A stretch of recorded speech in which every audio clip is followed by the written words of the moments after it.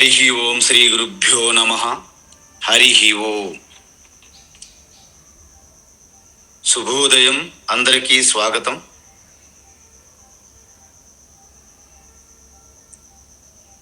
Bhagavad Gita class ఇప్పటి వరకు మనం 2వ అధ్యాయంలో 66వ శ్లోకం వరకు సూచి ఉన్నాం.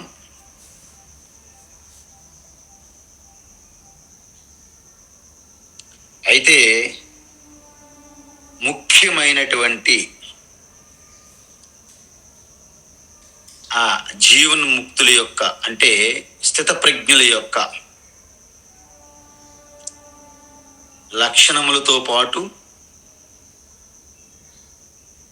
ఆ స్థితప్రజ్ఞత ఎలా పొందాలి, దానికోసం చెప్పే సాధనలు కూడా కొంతవరకు చూసాం.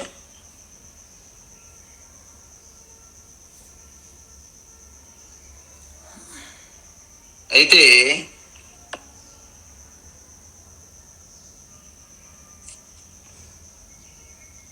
మనం సాధారణంగా మన ముందు ప్రపంచమంతా మెరుపుల ప్రపంచం ఉంటే మనం చలించకుండా ఎలా ఉంటాము అనేది పెద్ద ప్రశ్న. కానీ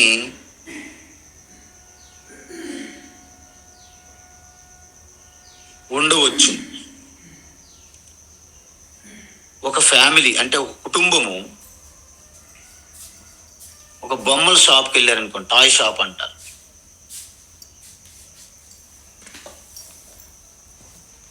ఆ తల్లి తండ్రి ఇద్దరు ఆ బొమ్మలను చూసేటప్పుడు అద్భుతంగా ఉన్నాయి, చెక్ చేస్తారు, వాటిని ఎప్రిషియేట్ కూడా చేస్తారు. అంటే ఓ బాగున్నాయి అని.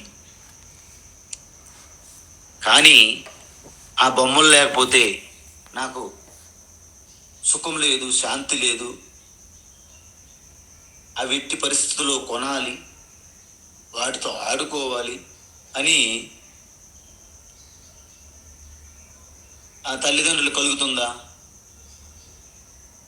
లేదు. ఎందుకంటే వాటి నుండి వారు చాలా పై స్థితిలో ఉన్నారు, పై స్థాయికి వచ్చారన్నమాట. ఇంకా గొప్ప గొప్ప లక్ష్యాలను చూస్తున్నారు. కాబట్టి ఈ చిన్న చిన్న విషయాలనే ఈ బొమ్మలని విడిచిపెడుతున్నారు. మనం కూడా యావత్ సృష్టికి శాంతి, ఆనందము, ప్రేమ, భద్రతకి మన ఆత్మయే మూల బీజం, మూలం, కారణం అని మనకి స్పష్టత వచ్చినప్పుడు ఈ ప్రపంచంలో ఉన్న ప్రతి వస్తువు, వ్యక్తులు, సంబంధములు అన్నింటికీ మనం గౌరవిస్తాం, అభినందిస్తాం. కానీ మాకే కావాలి, నాకే కావాలి అనే కోరిక ఉండదు. అంటే బొమ్మల దగ్గర ఎలాగైతే ఆ గొప్ప వివేకం, వైరాగ్యం కనబరిచారో, మీ ఆత్మ వశంతో కూడిన శాంతి, ఆనందం ముందు ఈ జగత్తు తుచ్చంగా అనిపిస్తుంది మీకు. అందువలన మనకి అద్దము ఇలా కదులుతుంది అనుకోండి, దాంట్లో మన ముఖం ఎలా ఉంటుంది, ప్రతిబింబము అది కూడా కదులుతూ ఉన్నది. అద్దములో దుమ్ము ధూళి ఉన్నది అనుకోండి, ధూళి, మన ముఖం స్పష్టంగా చూడలేము. అందుకే అద్దం ఎంత స్వచ్ఛంగా ఉంటే, కదలకుండా స్వచ్ఛంగా ఉండాలి అద్దం. అప్పుడు మన ప్రతిబింబం స్వచ్ఛంగా స్పష్టంగా కనిపిస్తుంది. మరి మన మనస్సు కదలకుండా, ఎటువంటి మలినము లేకుండా స్పష్టంగా స్వచ్ఛంగా స్థిరంగా ఉంటే, దానిపై రిఫ్లెక్ట్ అయ్యి అంటే ప్రతిబింబించే ఆ అనంత ఆనందమే మన స్వరూపము. సో ఈ విధంగా మీ మనస్సు కదలకుండా శుద్ధంగా ఉంచడమే మనం చేసే సాధన.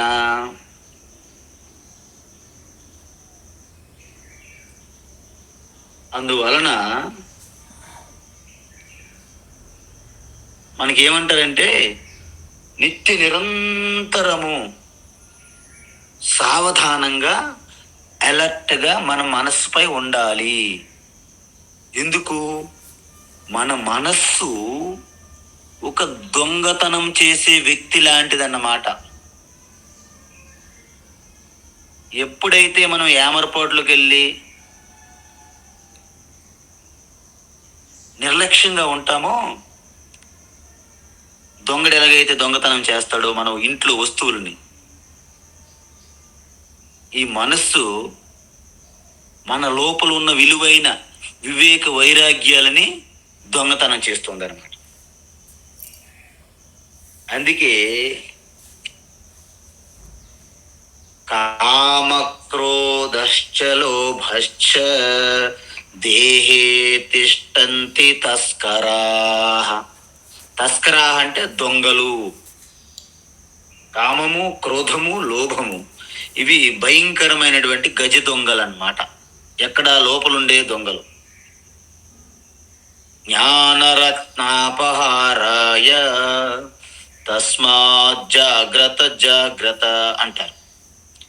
ఇవి బయట ఉన్నటువంటి ధనధాన్యములను దొంగలించట్లేదు, లోపల ఉన్నటువంటి వివేకము, వైరాగ్యము, ఇలాంటి గొప్ప మన యొక్క శాంతి, ఇలాంటి ఒక దైవీ సంపదని హరిస్తున్నాయి.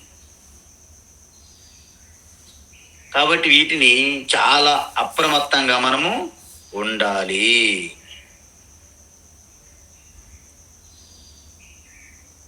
ఇంద్రియాణం హి చరతాం. ఇంద్రియాణం హి చరతాం. ఇంద్రియాణం హి చరతాం.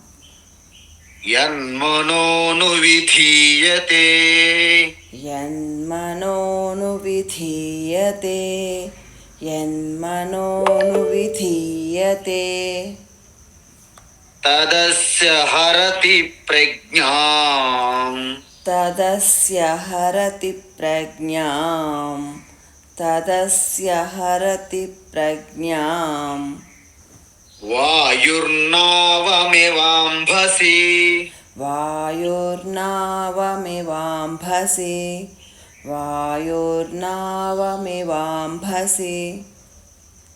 ఇంద్రియాణం హి చరతాం యన్మనోను విధీయతే. ఇంద్రియాణం హి చరతాం యన్మనోను విధీయతే. ఇంద్రియాణం హి చరతాం యన్మనోను విధీయతే.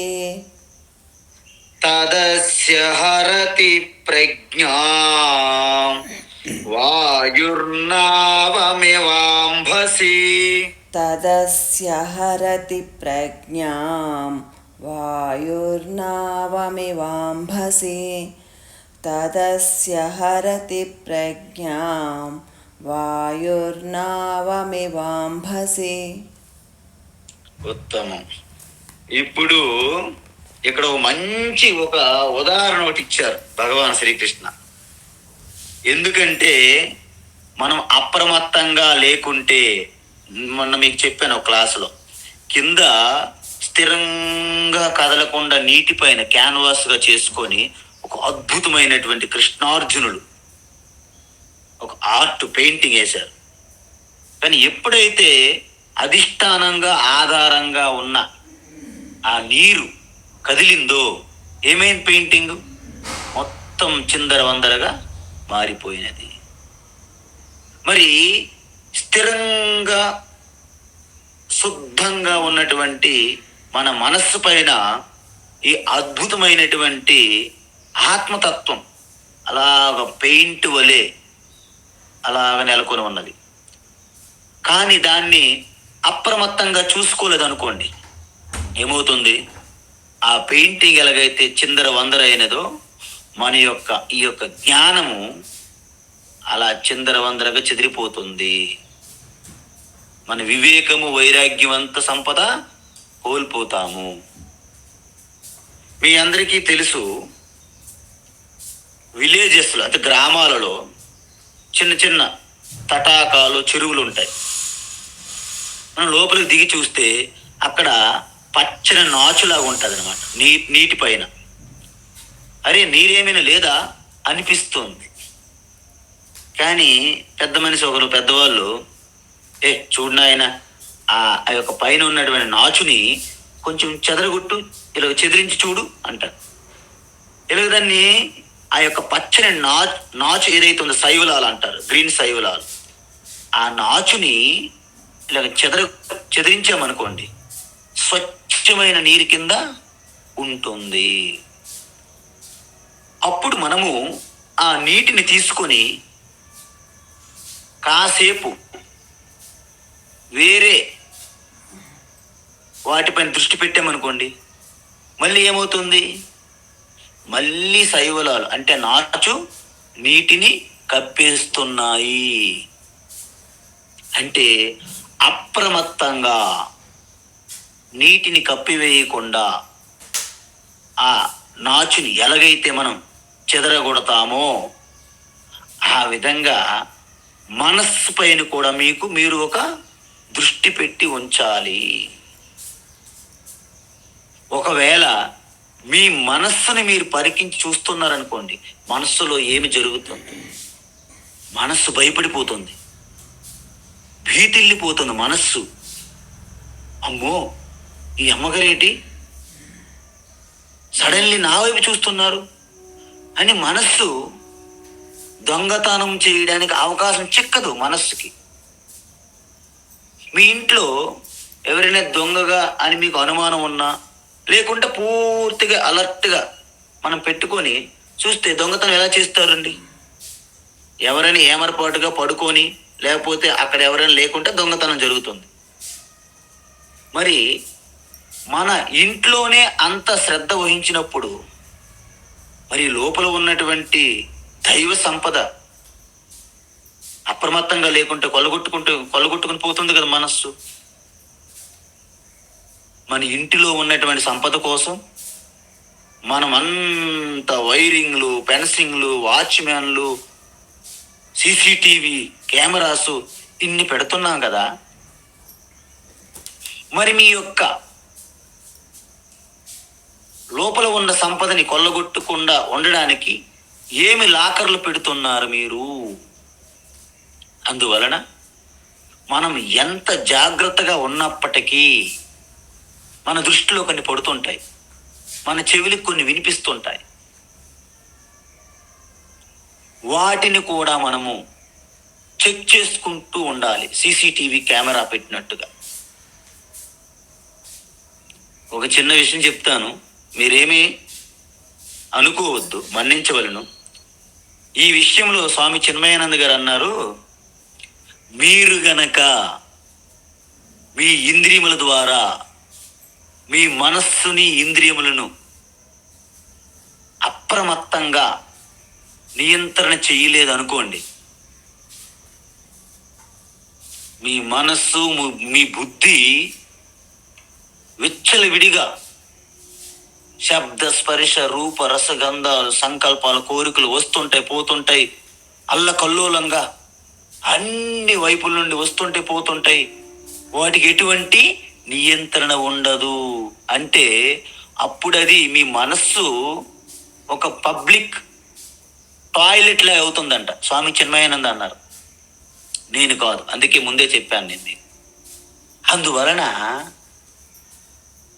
పబ్లిక్ టాయిలెట్ అంటే ఎంత చెత్తగా చేసి పెడతారు చూడండి. ఎవ్వరికి కూడాను బాధ్యత ఉండదు, వస్తుంటారు పోతుంటారు, ఎవరు పట్టించుకోరు.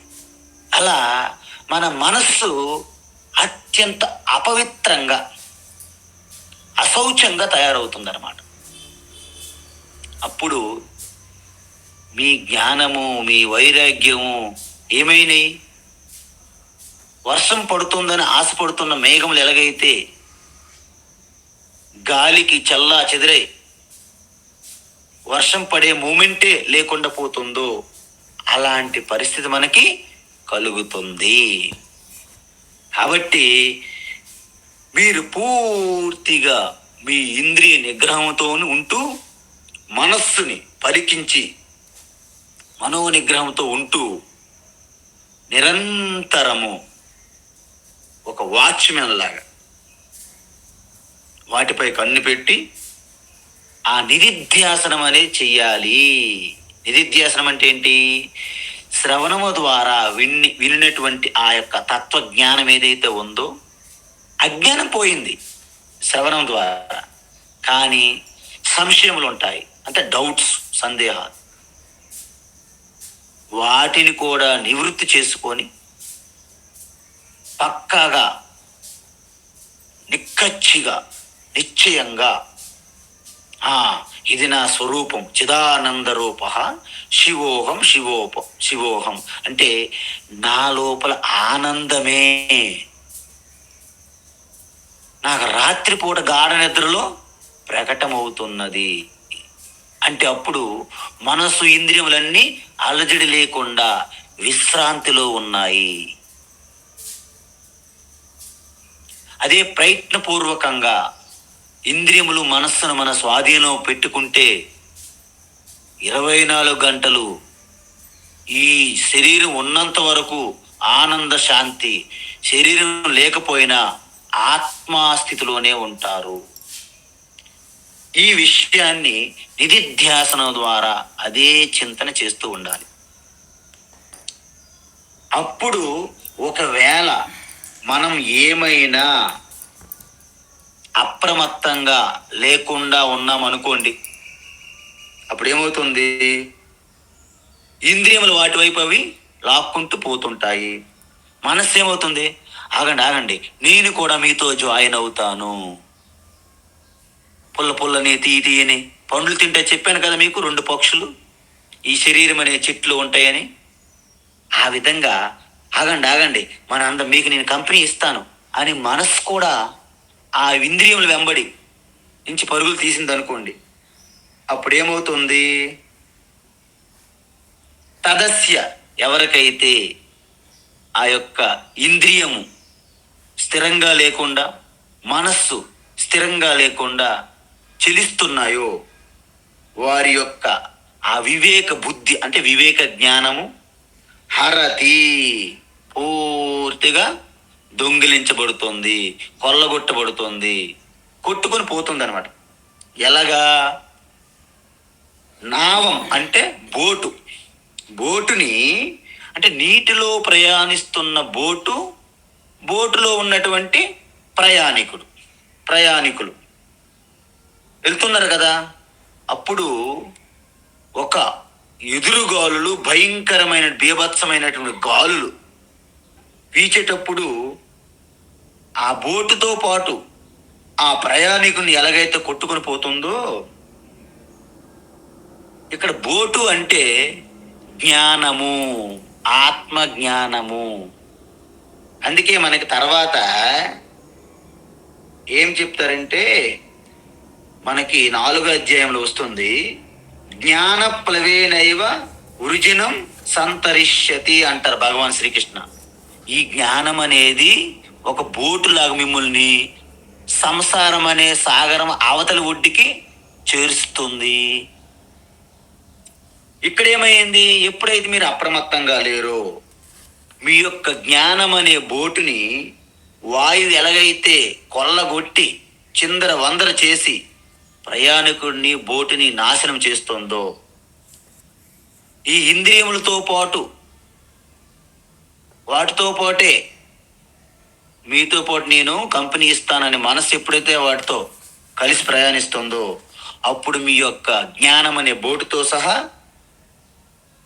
మీ పూర్తి వ్యక్తిత్వము, మీ యొక్క దైవీ సంపద మొత్తం సర్వం కొట్టుకుపోతారు.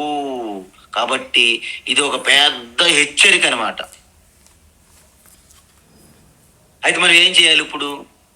తస్మాత్, దేర్ ఫోర్, అందువలన, తస్మాద్యస్య మహాబాహో, తస్మాద్యస్య మహాబాహో, తస్మాద్యస్య మహాబాహో, నిగృహీతాని సర్వశః, నిగృహీతాని సర్వశః, నిగృహీతాని సర్వశః,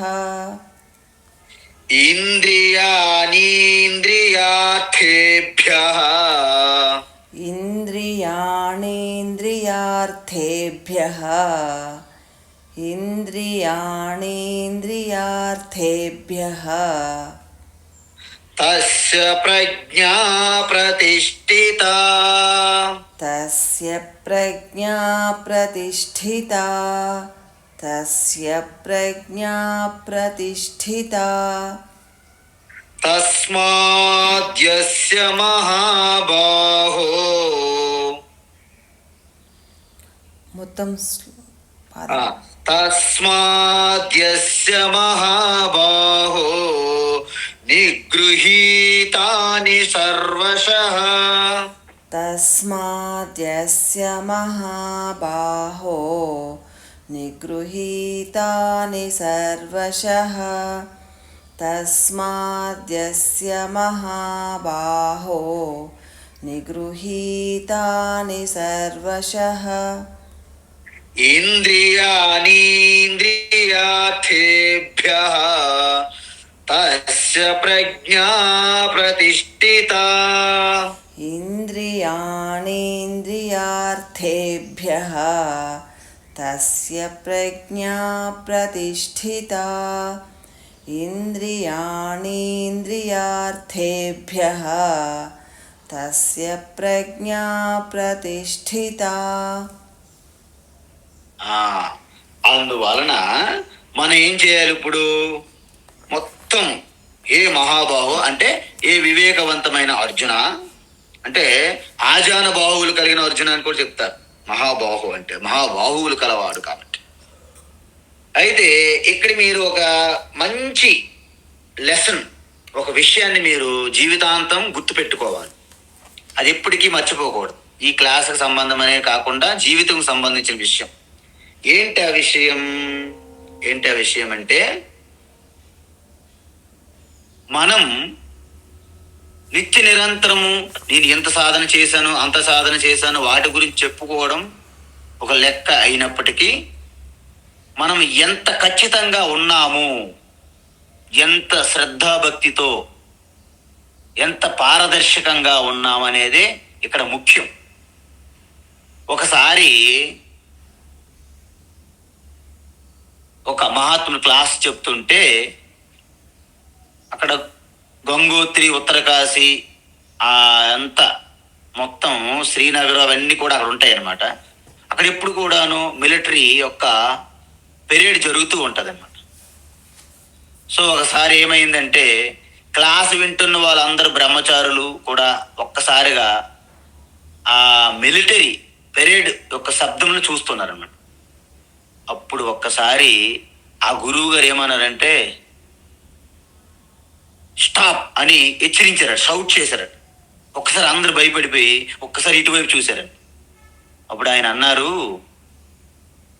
మీరు ఒక బ్రహ్మస్వరూప తత్వం ఆత్మగా మీరు సాక్షాత్కరించుకోవాలనుకుంటే ఈ 5 విషయములు మీరు జీవితాంతము మీరు పాటించాలి అన్నారంట. ఏంటి 5 విషయములు? కాకచేష్ట భగధ్యానం, శ్వాన నిద్ర తథైవ చ, అల్పాహారం జీర్ణవస్త్రం, జ్ఞానార్థి పంచలక్షణం అంటారు. అదే కాకుండా ఇంకో రకంగా కూడా మహాత్ములు చెప్తారు. ఏంటి? కాక దృష్టి బకధ్యానం, శ్వాన నిద్ర తథైవ చ, అల్పాహారం బ్రహ్మచర్యం, జ్ఞానార్థి పంచలక్షణం. అయితే ఇక్కడ 2 అక్కడ 2 తేడా వచ్చాయి. మొత్తంపై మనకి ఎన్ని వస్తాయి? 7 లక్షణములు వస్తాయి. అంటే మనం 2 యాడ్ చేశాను నేను.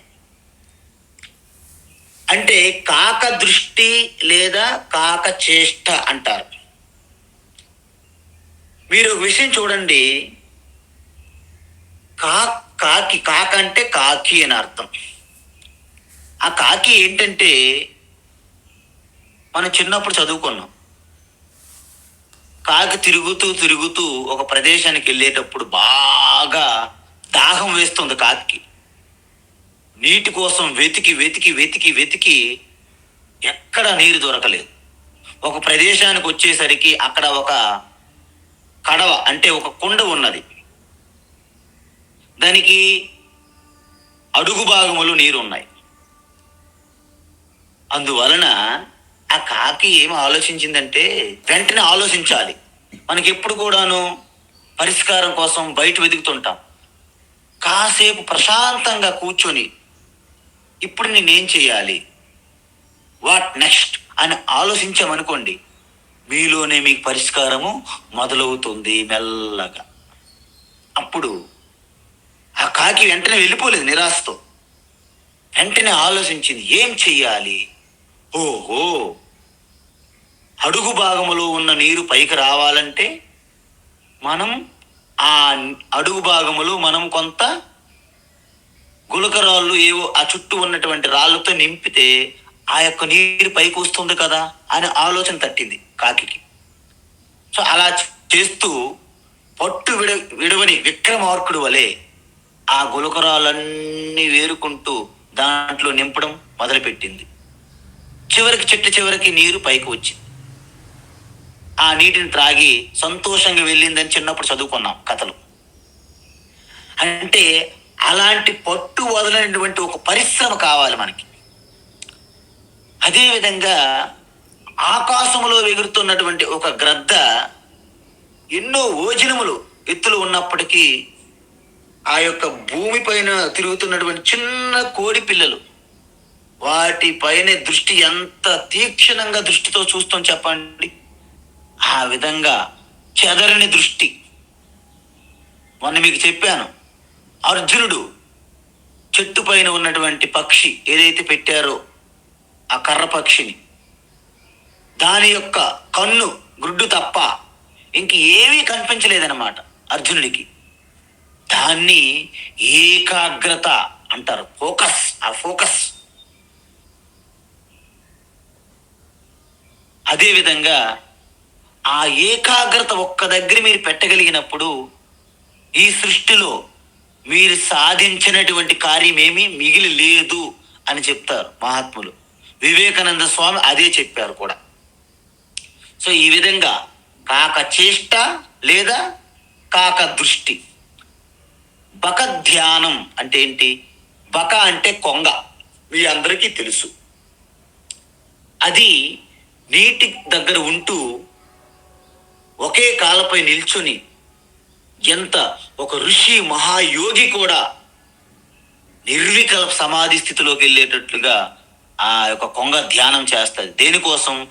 ఎక్కడైతే చేప పిల్ల వస్తుందో అలాగ దాని మీద దృష్టి ఉంటుంది. మొత్తం ధ్యానం అంతా, చిత్తం అంతా చింతన. అహం బ్రహ్మాస్మి చిదానంద రూప శివోహం శివోహం లాగా చేప చేప చేప చేప ఏక చింతన, ఏక భక్తిర్ విశిష్యతే. తేషాం, అన్ని జంతువుల కల్లా తేషాం బక నిత్యయుక్త, తేషాం బక నిత్యయుక్త ఏక చింతన్ విశిష్యతే అంటారు అనమాట. అంటే ఏంటి? అన్ని జంతువుల్లో బక ధ్యానములో చాలా శ్రేష్టమైనది అనమాట. ఆ విధంగా ఎలా ఉంటుందో శ్వాన నిద్ర అంటే కుక్క అండి. శ్వాన అంటే కుక్క నిద్ర ఎంత అలర్ట్గా ఉంటుందంటే, ఒకవేళ అది కూడా మనలాగే మొత్తము ఒక రైల్వే ట్రైన్లు వెళ్తున్నా, బస్సులు వెళ్తున్నా, మనము అలాగా శబ్దంలో కూడా మనం హ్యాపీగా పడుకుంటాం. స్నోరింగ్ చేస్తూ కొంతమంది పడుకుంటారు, భయంకరమైనటువంటి స్నోరింగ్లు ఉంటాయి. కానీ మనం అవసరమైతే ఆ వ్యక్తిని కొట్టినా కూడా లేవరు. కానీ కుక్క అలా కాదు. ఈ చిన్న శబ్దం వస్తే అలా లేచు చూస్తుంటది అనమాట. అందుకే కుక్కను మనం కాపలా పెట్టుకుంటాం, మన మీద మనకు నమ్మకం లేక, విశ్వాసం లేక. ఆ శ్వాన నిద్ర అంటే ఎప్పుడు కూడాను అలర్ట్, అప్రమత్తంగా ఉంటుంది అనమాట. అలాగ మనం ఉండాలి. అల్పాహారం, అల్పాహారం ఎందుకు? మనము ఒక్కసారి ఆహారం దొరికింది కదా అని oily food, spicy food, sugar, salt విపరీతం వేస్తే అప్పుడు ఏమవుతుంది? రిచ్, స్పైసీ, డెలిషియస్ అంటారనమాట.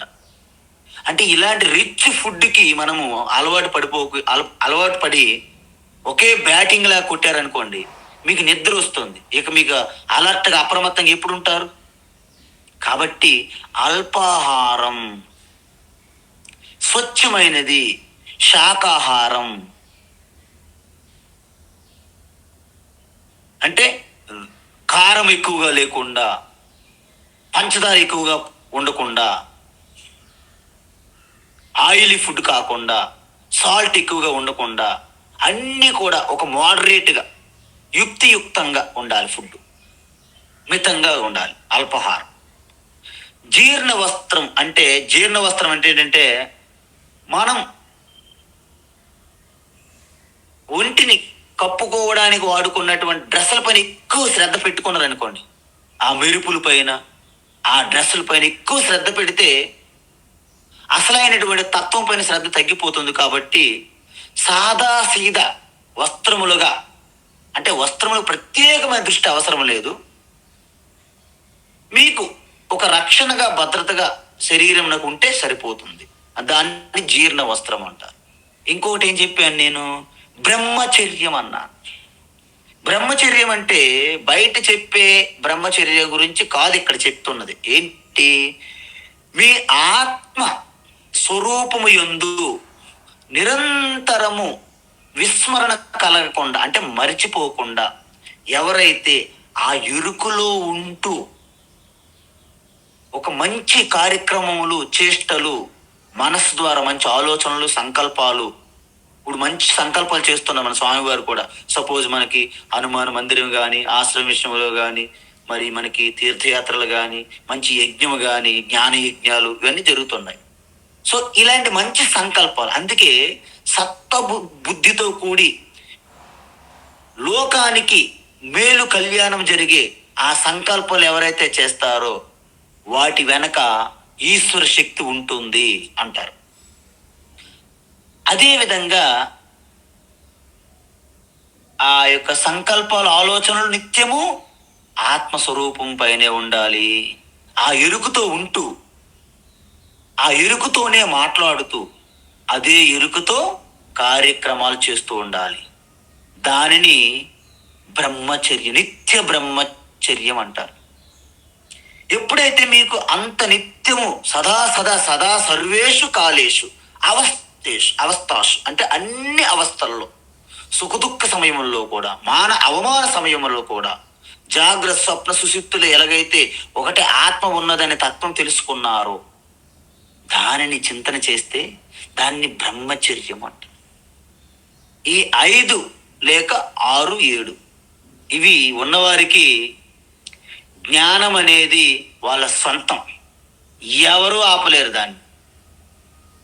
ఈ విషయం మీరు గమనించవలను. అందువలన ఏమంటున్నారు? తస్మా దేర్ ఫోర్, అందువలన హే అర్జున, అంటే మీరందరూ అర్జునులు, కుంతి లాంటి వాళ్ళు అనమాట. కాబట్టి అన్ని పరిస్థితుల్లోనూ అన్ని ఇంద్రియములు స్వామి ఏడోది అని చెప్పారు. సారీ, ఏడవది ఏంటంటే యాక్చువల్గా అల్పాహారము చెప్పిన తర్వాత జీర్ణ వస్త్రం అన్నాము. జీర్ణ వస్త్రముతో పాటు బ్రహ్మచర్యము, కాక దృష్టి, కాక చేష్ట. కాక దగ్గర 2, కాకి దగ్గర. ఇక్కడ అల్పాహారము బ్రహ్మచర్యము, అల్పాహారము జీర్ణ వస్త్రము. అంటే జీర్ణ వస్త్రము బ్రహ్మచర్యం 2 అయినాయి. అక్కడ కాక దృష్టి, కాక చేష్ట అక్కడ 2 అయ్యాయి. అంటే ఏంటి? అక్కడ కాక దృష్టి 1 ఎక్స్ట్రా వచ్చింది, ఇక్కడ బ్రహ్మచర్యం 1 ఎక్స్ట్రా వచ్చింది. మిగతా 5, 7 అయినాయి. కావాలంటే శ్లోకం మనకి గ్రూప్లో పెడతాం తర్వాత, మీరు చింతన చేయండి. అందువలన నిగృహీతాని సర్వాణి ఇంద్రియాని ఇంద్రియార్థేభ్య, ఇంద్రియాని అర్థేభ్య అంటే ప్రాపంచిక భోగ వస్తువుల నుండి అన్ని ఇంద్రియములను, ఇంతకు ముందే చెప్పారు భగవాన్. మనకి తాబేలు ఎలాగైతే ప్రమాదము అపాయం పొంచి ఉన్నదని భావించినట్లయితే ఇంద్రియములన్నీ వెనక్కి ఎలాగైతే తీసుకుంటుందో ఆ విధంగా మీరు సకల ఇంద్రియములన్నీ కూడాను మన వైపు తీసుకోవాలి. మీ అందరూ ఒకటి విషయం గమనించండి. చాలా మంది ఏమంటారంటే, మహాత్ములు, కొత్త స్వయంభూ మహాత్ములు గురువులు ఏమంటారంటే, ఇంద్రియములను మనస్సును బలవంతంగా మీరు నియంత్రిస్తే చాలా ప్రమాదము. దానివలన మానసికంగా అనేకమైనటువంటి ప్రమాదాలు, మానసిక రోగములు, మానసిక బలహీనత కలుగుతుంది అంటారు. కొంతమంది గురువులు ఏంటంటే కొత్త ఫిలాసఫీ, కొత్త తత్వాలు వచ్చిన వాళ్ళు, అందుకే మీరు ఇంద్రియముల మనసుని నియంత్రించకూడదు, లెట్స్ గో ఫిలాసఫీ అంటారన్నమాట. అంటే ఓకే, ఏది తినాలంటే తినండి, ఏది మాట్లాడంటే మాట్లాడండి, ఏం చేయాలంటే చేయండి. పశువుల వలె అవి ఏం చేయాలంటే చేస్తాయి అంతే, వాటికి వివేకం ఉండదు, బుద్ధి. ఈ 2 ప్రమాదమే.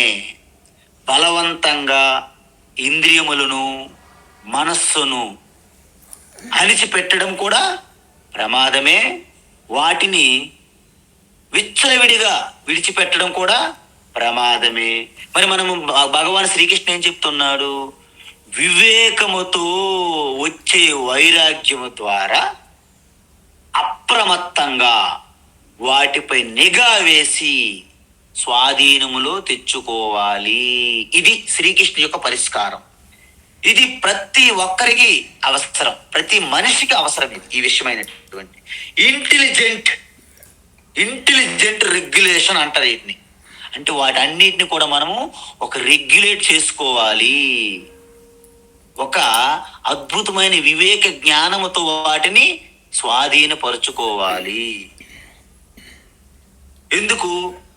మీరు ఒకటి గమనించండి, ఒక నది నుండి ఎంతో నీరు అలాగ వెళ్ళి సముద్రంలో కలిసిపోతుంది అనుకోండి, ఆ నీటి వల్ల ఏమైనా ప్రయోజనం అనుకుంటుందా? లేదు. అందువలన ఒక్కసారి అడ్డకట్ట వేసి డ్యామ్ కట్టేసామనుకోండి, అప్పుడేమవుతుంది? ఆ నీరు వచ్చి ఆ పక్కన ఉన్న గ్రామాలను ముంచేస్తుంది. మరి మనం ఏం చేయాలి? ఆ ప్రవహిస్తున్న నదిని డ్యామ్ కట్టడమే కాకుండా దానిని మంచిగా కాలువల ద్వారా వ్యవసాయమునకు, త్రాగే నీటికి, అన్నిటికీ ఒక ఛానలైజింగ్ చేసామనుకోండి, అప్పుడు నీరు ప్రయోజనం సిద్ధిస్తుంది. అదేవిధంగా మన మనసు, ఇంద్రియముల యొక్క ఆ శక్తి ఈ నది ప్రవాహంలాగా వ్యర్థమైపోతుంది. వాటిని కంట్రోల్ చేస్తే ఊరుకుంటాయా? ఒక్కసారి మొత్తం ఫ్లడ్స్ వచ్చేస్తాయి అన్నమాట మనకి. కాబట్టి ఆ మనస్సు, ఇంద్రియం యొక్క శక్తిని నా స్వరూప చింతన యందు, అంటే శ్రవణము, మననము, నిధిధ్యాసనం వైపు మనము ఛానలైజింగ్ చెయ్యాలి. అప్పుడు మీకు ఎంతో ప్రయోజనం, మేలు చేకూరును. సో ఈ విధంగా మనకి ఇప్పటి వరకు ఏం చెప్పారు అంటే, మొట్టమొదటి 3 శ్లోకముల్లో మనకి స్థితప్రజ్ఞుడి యొక్క లక్షణములు చెప్పారు భగవాన్ శ్రీకృష్ణ.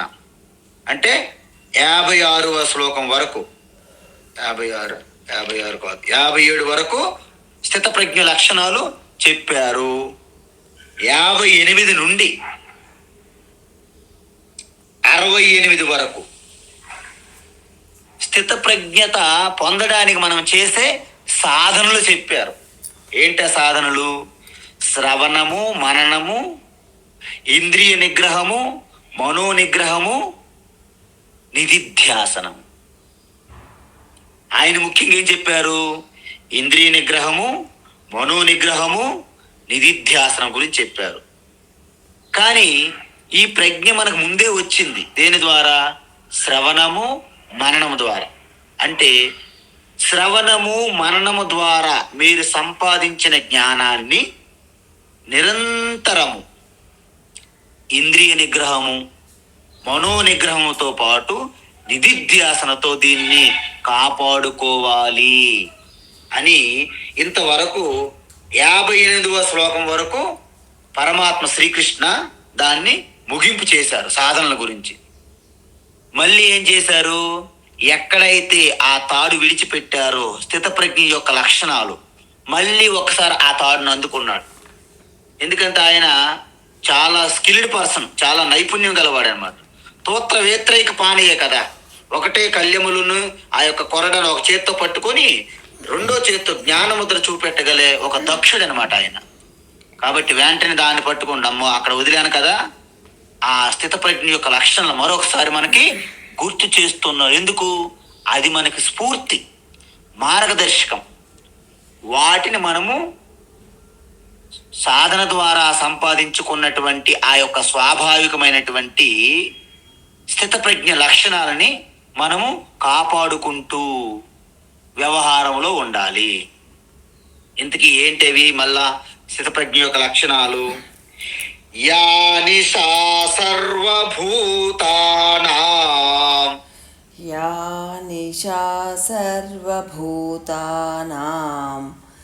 యా నిశా సర్వభూతానాం, తస్యాం జాగర్తి సంయమీ, తస్యాం జాగర్తి సంయమీ, తస్యాం జాగర్తి సంయమీ, యస్యాం జాగ్రతి భూతాని, యస్యాం జాగ్రతి భూతాని, యస్యాం జాగ్రతి భూతాని, సా నిశా పశ్యతో మునేః, సా నిశా పశ్యతో మునేః, సా నిశా పశ్యతో మునేః.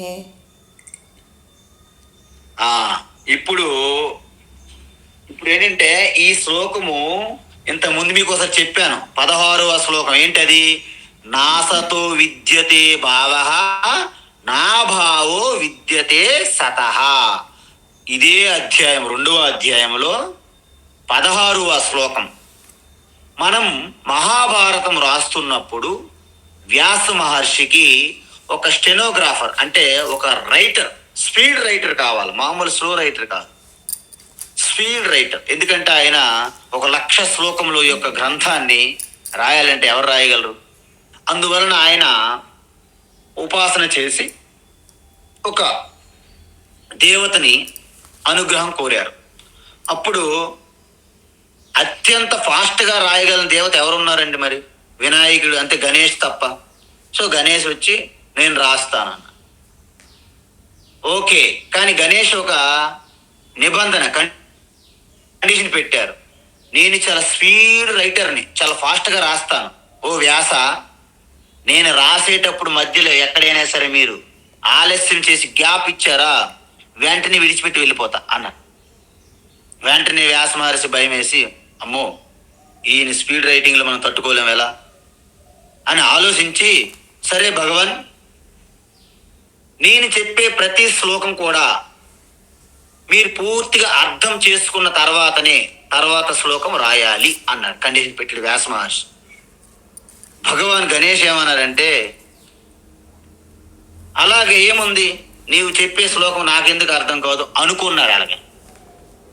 కానీ మహాభారతంలో ఒక 100, 200, 300 శ్లోకముల తర్వాత ఇలాంటి శ్లోకం అక్కడక్కడ వస్తుంది. వీటిని చిక్కుముడి శ్లోకాలు లేదా గ్రంథి శ్లోకములు అంటారు. ఇవి భగవాన్ గణేష్ కూడా అంత తొందరగా అర్థం కాదు, అంటే టైం పడుతుంది. అర్థం కాదని కాదు, కొంత సమయం తీసుకుంటాడు ఆయన పాపం. ఈలోగా వ్యాస మహర్షి టీయో కాఫీ ఏదో తీసుకొని ఆ మాత్రం రిలాక్స్ అయ్యి వచ్చి, ఈ రిలాక్స్ సమయంలో మరొక 100, 200 శ్లోకాలు ఆయన యొక్క మనసు బుద్ధికి తట్టుతాయి అనమాట. సో టకా టకా టకా చెప్తుంటే మళ్ళీ గణేష్ రాసేస్తుంటాడు. ఆయనకి ఎప్పుడైనా చిన్న విశ్రాంతి కావాలనిపించింది అనుకోండి వ్యాసునికి, ఇలాంటి చిక్కుముడి శ్లోకం ఒకటి వదులుతారనమాట ఆయన. వెంటనే గణేష్ ఇలాగా ఆ ఏకదంతం పట్టుకొని ఆలోచించేసరికి రిటర్న్ వచ్చేస్తారు వ్యాస మహర్షి. ఈ విధంగా కథ చెప్తారు మన మహాత్ములు. అలాంటి చిక్కుముడి శ్లోకం ఇది అనమాట. అంటే 16వ శ్లోకం తర్వాత మనకి ఈ 69వ శ్లోకం వచ్చింది. అయితే ఇక్కడ మీకు ఒక చిన్న ఉదాహరణ, అది చెప్పే ముందు మీరు ఒక చిన్న విషయం తెలుసుకోవాలి. ఏంటంటే, మనం అందరము సినిమా థియేటర్కి వెళ్తాం. సినిమా థియేటర్కి వెళ్ళేటప్పుడు ఆ తెర ఏంటండి, కదలకుండా అమాయకంగా ఉన్నటువంటి ఒక సినిమా తెర. దానిపైన అనేక పాత్రలు చిత్ర విచిత్రములుగా విజృంభిస్తుంటాయి అన్నమాట. అక్కడ ఉన్నటువంటి ఇద్దరు ఉన్నారనుకో వ్యక్తులు, ఒకరు ఏమంటారంటే ఆ తెరని, ఆ స్క్రీన్ని మర్చిపోయి ఈ పాత్రలే నిజమా అన్నట్లుగా భ్రమలోకి వెళ్ళి వాటిని చూసి అవసరమైతే ఏడవడం కూడా మొదలు పెడతాడు ఒకతను. కానీ ఇంకొక అతనికి ఈ పాత్రలన్నీ కల్పితమని స్పష్టమైన జ్ఞానంతో ఉంటూ కేవలం నిజమైనది ఆ తెర అనే జ్ఞానంతో ఉన్నాడు. కాబట్టి ఈ పాత్రలన్నీ కల్పితాలు, తెర ఒక్కటే సత్యము అనే జ్ఞానంతో ఒకరు ఉంటే వారు దేనికి చెల్లించడు. అలాగా కూటస్థుడిగా స్థితప్రజ్ఞుడి వలె చూస్తుంటారు. అంటే దీన్ని బట్టి మీకు ఏమర్థమైంది? ఆ సినిమా చూస్తున్నప్పుడు తెరపై దృష్టి ఉన్నటువంటి జ్ఞానికి ఆ తెర అనేది అజ్ఞానం, అంటే తెర ఉన్నదనే జ్ఞానం లేదు అజ్ఞానికి.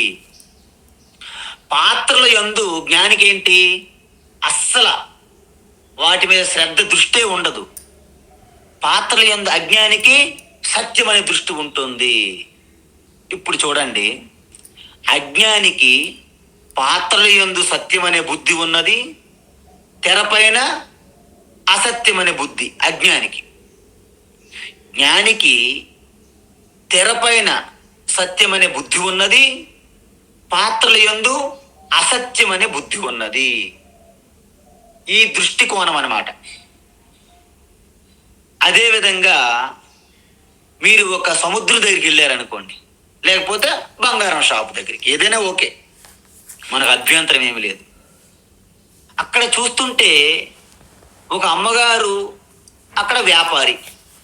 అమ్మగారి దృష్టి అంతా కూడాను నగలు, ఆభరణముల పైన ఉన్నది. వాటి పేర్లు, వాటి ఆకారాలు అవి పెట్టుకునే అవసరాలు బట్టి. వ్యాపారి దృష్టి ఎక్కడ ఉన్నది? బంగారం పైన ఉన్నది. అంటే అమ్మగారి దృష్టి నగలు సత్యమని ఉన్నది, బంగారం అసత్యము. వ్యాపారికి నగలు అసత్యము, బంగారం సత్యము. ఈ రెండు చూసుకోవాలి. ఈ ఉదాహరణ మీకు అర్థమైతే ఈ శ్లోకం మీకు అర్థమవుతుంది. అదేవిధంగా సముద్ర తీరం దగ్గరికి వెళ్ళామనుకోండి, ఇద్దరు అమ్మలు కూర్చున్నారు. అమ్మలు ఇద్దరు. ఒకరు ఎగిసి పడుతున్నటువంటి కెరటము, అమ్మో ఎంత మంచి కెరటము, అమ్మో పగిలిపోయింది కెరటము అని బాధపడుతుంది ఒక అమ్మగారు. ఇంకొక అమ్మగారు కెరటములన్నీ మిథ్య, నీరు ఒక్కటే సత్యము అని ఉన్నది. ఇప్పుడు అజ్ఞానికి కెరటం పైన సత్యం అనే బుద్ధి, నీటి యందు బుద్ధి లేదు కాబట్టి అసత్యమైన బుద్ధి, మిథ్యా బుద్ధి. జ్ఞానికి నీటి యందు సత్యమైన బుద్ధి, కెరటములు అలలపై మిథ్య అసత్యం బుద్ధి. ఇవి మీరు ఒక్కసారి స్పష్టంగా మీ యొక్క వివేకముతో అర్థం చేసుకుంటే ఈ శ్లోకం మీకు అర్థమవుతుంది. ఈ శ్లోకములో ఏం చెప్పారంటే కొన్ని ఉదాహరణలు ఇచ్చారు. ఏంటి ఉదాహరణలు? జ్ఞానిని ఒక వివేకవంతమైన ఒక మనిషి, ఒక సాధారణమైన మనిషితో పోల్చారు. జ్ఞానిని ఎవరితో పోల్చారు? మనిషితో పోల్చారు. అజ్ఞానిని ఒక గుడ్లగూబ అంటే తెలుసా? ఔల్ అంటారు, ఔల్. అజ్ఞానిని గుడ్లగూబతో పోల్చి జ్ఞానిని ఒక సాధారణ మనిషితో పోల్చారు. మరి గుడ్లగూబ అజ్ఞానితో పోల్చారు కదా. గుడ్లగూబ ఎప్పుడు పడుకుంటుంది? పగలు ప్రకాశాన్ని చూడదు, అది పగలంతా పడుకుంటుంది. రాత్రి చీకటినే చూస్తుంది అది. మరి మనిషి పగలంతా చూస్తుంటాడు, రాత్రి పడుకుంటాడు. అర్థమైంది కదా ఇది? ఓకే, ఇది మీరు గుర్తుపెట్టుకోవాలి. జ్ఞానికి మనిషితో కంపేర్ చేశారు, పోల్చారు. అజ్ఞానికి గుడ్లగూబతో పోల్చారు. అందువలన ఈ పగలనేది, పగలేంటి? ఆత్మతత్వము. పగలనేది అద్వైతము, ఆత్మతత్వము. రాత్రి అనేది ద్వైతము, అంటే అజ్ఞానము. ద్వైతం అంటే అజ్ఞానము, భయం. సో పగలు అద్వైతము, జ్ఞానతత్వము. రాత్రి ద్వైతము, అజ్ఞానం. ఇప్పుడు చూసుకోండి, అర్థమైపోయింది మీకు. ఈ సమాజంలో జ్ఞాని అద్వైత తత్వాన్నే చూస్తాడు, అంటే స్వరూప తత్వాన్నే దర్శిస్తాడు. మరి నామరూపాలను ఏం చేస్తాడు జ్ఞాని? అసత్య మిథ్య అనే భావనలో ఉంటాడు. మరి అజ్ఞానం ఏంటి? నామరూపాలనే ఈ ద్వైతముని పట్టుకొని దాని యందు రమిస్తుంటాడు. సత్యం అనే అద్వైతం, శాంతం, శివం, దాని యందు అజ్ఞానమై ఉంటాడు, తెలియకుండా నిద్రపోతుంటాడు. అంటే జ్ఞానమనే పగలయందు వివేకముతో జ్ఞానులు ఉంటారు, అద్వైతం యందు, ఆత్మతత్వం యందు. అజ్ఞానులు నామరూపములనే ఈ మిథ్యా జగత్తు యందే సత్యమని ఉంటారు. వారు అసలైన ఆత్మతత్వం యందు నిద్రపోతారు, చూడరు. కాబట్టి ఈ శ్లోకాన్ని మళ్ళీ రేపు కొనసాగించాలి. ఎందుకంటే ఇది జటిలమైన శ్లోకము, అద్భుతమైనటువంటి ఇంపార్టెంట్ శ్లోకం. మళ్ళీ రేపు మీకు కొనసాగిస్తే అప్పుడు మీకు క్లారిటీ వస్తుంది.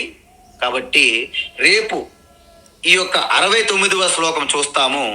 అలాగే రేపు నేను వీలైతే 72వ శ్లోకం వరకు కూడా పూర్తి చేస్తాను.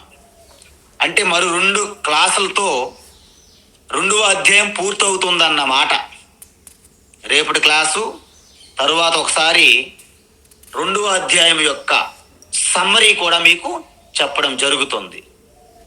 అప్పుడు మీకు అద్భుతమైనటువంటి భగవద్గీతకి మీరు పిల్లర్స్ వేసి కూర్చున్నట్లు అన్నమాట. ఒక బిల్డింగ్ కట్టాలంటే ఎలాగైతే ముందు మనం పిల్లర్స్ వేసుకుంటాం, ఆ తర్వాత ఏముంది? ఏషియన్ పెయింటింగ్ లాగా అలాగ చకచక రూములు వచ్చి పడిపోతుంటాయి అన్నమాట, బ్రిక్స్ పెట్టేస్తుంటాం అలా. కాబట్టి 2వ అధ్యాయం చాలా ప్రాముఖ్యమైనది. మీరు ప్రతిరోజు 2వ అధ్యాయం చదివితే చాలా మంచిది. హరి ఓం తత్సత్. సర్వం శ్రీకృష్ణార్పణమస్తు.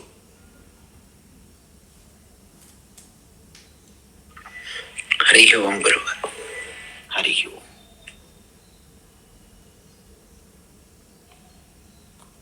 హరి ఓం హరి ఓం స్వామి. హరి ఓం స్వామీజీ ప్రణామ్. ప్రణాం. ఎలా అయింది మీ యాత్ర నిన్న?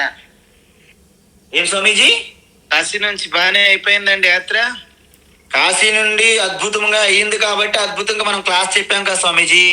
అలా కాదు, నిన్న వెహికల్ అదని అంటున్నారు. అంత పర్లేదు స్వామీజీ, అంత యొక్క విశ్వనాథ్ కృప. రాహుల్ పంపించాడండి వెహికల్ పొద్దున్న. అన్ని పంపించారు స్వామీజీ అద్భుతంగా. వాళ్ళు మీరు చెప్పిన తర్వాత ఇక్కడ నుంచి మీరు రిమోట్ బటన్ ప్రెస్ చేస్తే మొత్తం కాశీలో మొత్తం అంతా జరిగిపోతుంది స్వామీజీ. అయ్యో అదేం లేదు స్వామి, ఈశ్వర్ దయ. మీ యొక్క ఇదనమాట, మీ మాట వాళ్ళకి చాలా వేదవాక్ అనమాట. థ్యాంక్ యూ స్వామి. అద్భుతంగా చాలా ధన్యవాదములు స్వామీజీ. మీకు పునః నా యొక్క ధన్యవాదములు. అయ్యా కాశీ నుంచి వచ్చారు, మా నమస్కారాలు మీకు. ఈశ్వరుడికి అందుతాయి డైరెక్ట్ గా. అందుకే ఆ విశ్వేశ్వరుడు విశ్వనాథ్ యొక్క కృపా కటాక్షం మీ అందరికి కూడాను ఈ యొక్క భగవద్గీత జ్ఞాన ప్రవాహం లాగా మీ అందరికి అందాలని ఈశ్వరుడు మరొకసారి ప్రార్థిస్తున్నాం. జై శ్రీరామ్. Thank you. జై హనుమాన్. జై హనుమాన్. హరి ఓం. హరి ఓం.